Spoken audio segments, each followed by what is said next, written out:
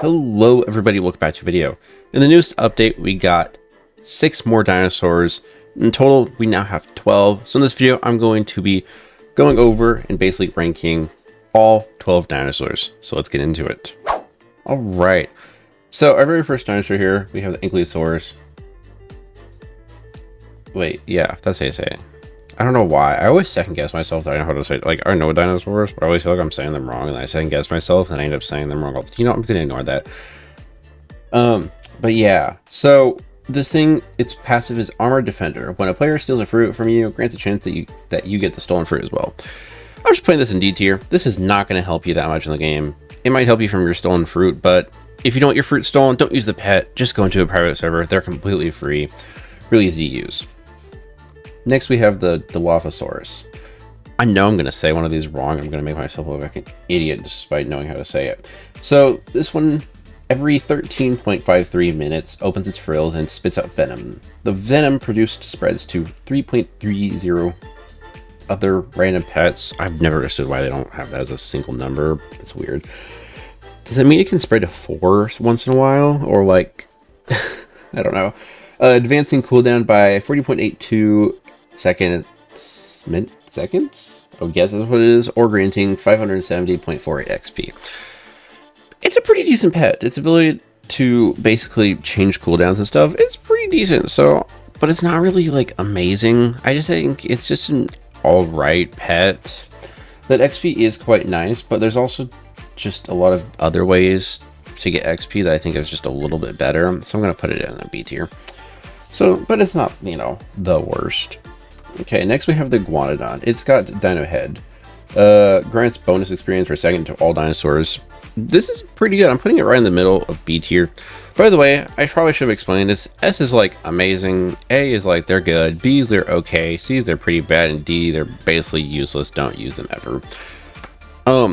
It's nice. It grants a good amount of XP to all your dinosaur pets. That is really good because with all the new dinosaur pets, there's 12 of them. You might be using some of them, and if you want to get that XP up a lot faster, this pet's going to be very helpful. So that's why I'm putting it in B tier.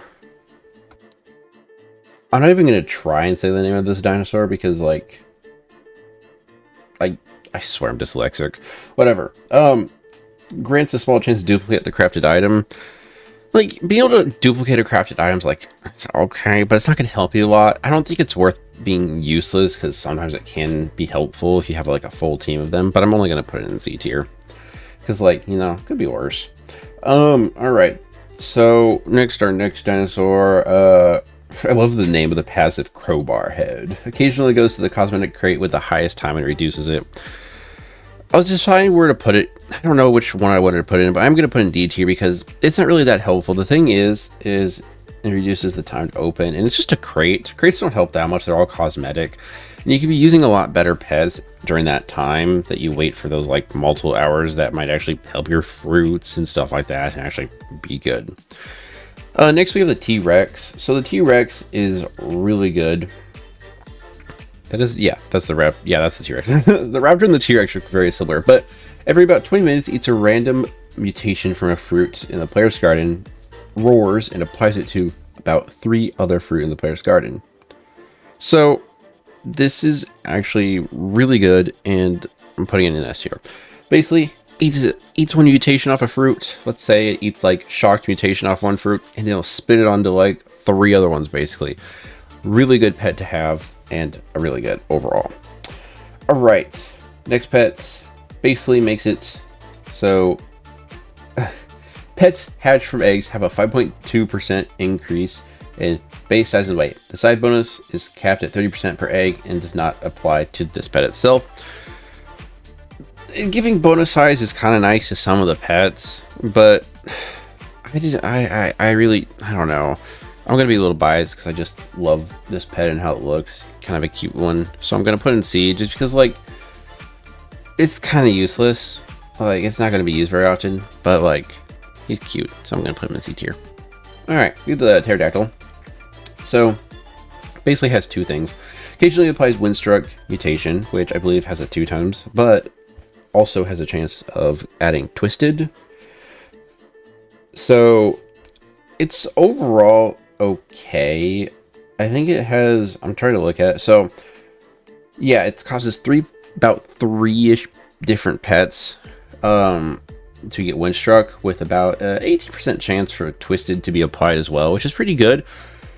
It doesn't, basically the windstruck isn't the best mutation, but being able to apply it on three fruits is quite nice.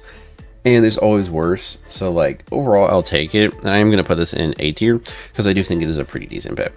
Next we have the Stegosaurus.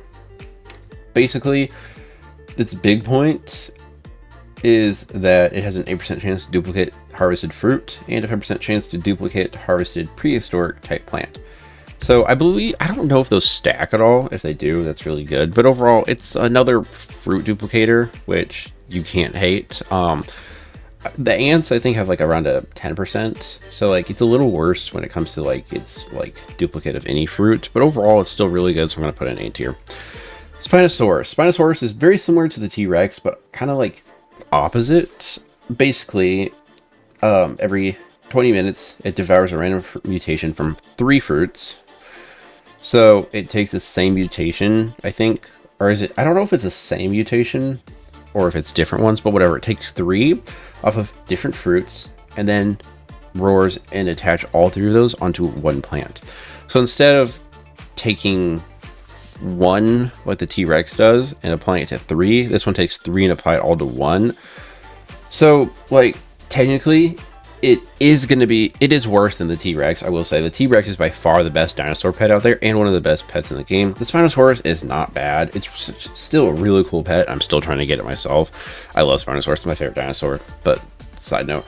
But it is still really good. I am still going to put it as S tier, but I do think it's quite a bit stepped down. I would actually like, if I put it like another tier up here just for like the T-Rex, just to show that like compared to all these other pets, the Spinosaurus is definitely meant to be up here, but the T-Rex is just a better version of the Spinosaurus. If you're trying to go for one of them, go for the T-Rex.